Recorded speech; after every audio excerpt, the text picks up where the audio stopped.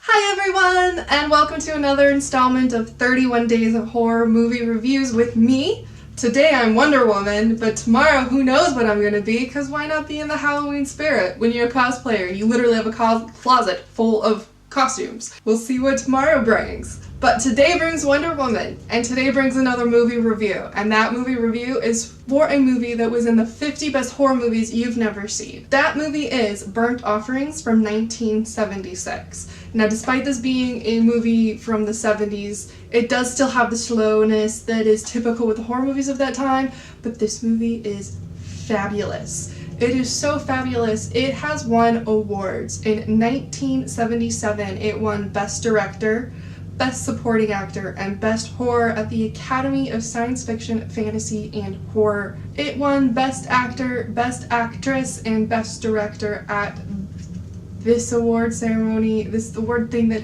I'm not even going to try to pronounce because, no, I just don't have it in me. This movie is also based off of a book by Robert Morosco, and it's spelled like this in case I'm saying it wrong. This movie is phenomenal.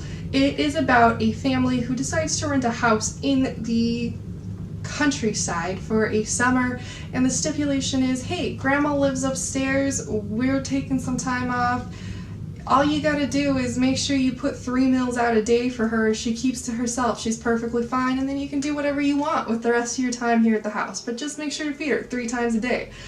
And things start to get weird. Relationships get tense amongst the family. There's mom, dad, child, and aunt. As things progress and people end up getting hurt, blood kind of sacrifice or something makes the house start to repair itself from the decay and disorder that it is. And it is so interesting how the characters are manipulated and change, and the paranoia and the fear and the what is going on develops. It is a great story. I actually am contemplating reading the book.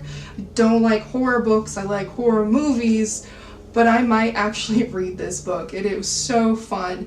The character I enjoyed the most, other than the auntie and her portrayal, was Ben Rolfe, who was portrayed by Oliver Reed. And the things I liked about this is his change and corruption with the way the house was manipulating him was just brilliant. They did a fantastic job with all the characters in this kind of thing, but particularly the father was a enjoyable character to see change and alter throughout this adventure. This movie also has Karen Black in it, who is in another review of Trilogy of Terror.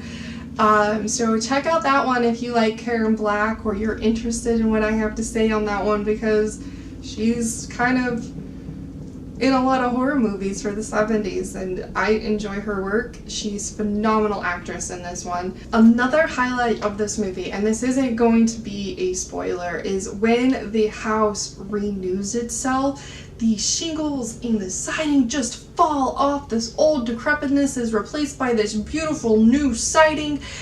It was so crazy awesome to watch them do that scene, and I really kind of want to find a behind the scenes video of how they managed to do that, because that was pretty epic from my opinion. There is a particular scene that is so creepy. It actually was inspired by something that happened to the director in real life, and knowing those kinds of things make them creepier, so I want to share it with you.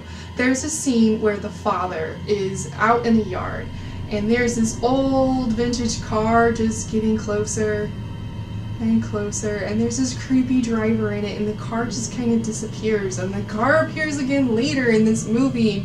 It's just, knowing that this was inspired by the director's childhood honestly just made it creepier to me, and the way it was done was super creepy and excellent. This definitely didn't have a lot of gore towards the beginning of the movie. There got to be some more blood and stuff towards the end of the movie, so I wouldn't put it as a gory horror movie. It's definitely more of a psychological horror, but it's brilliant. I loved it so much. I do give it 5 Zombievers, and I highly recommend checking this movie out. If you want a good horror movie for Halloween this year, this might be the one for you. Keep tuned. Subscribed if you haven't subscribed. Change the notifications so you know when I post my other horror movie reviews this month, and follow me on social media. I'll be announcing there too in these posts. So from my dark heart to yours, have a wonderful day, and please don't die before my next video.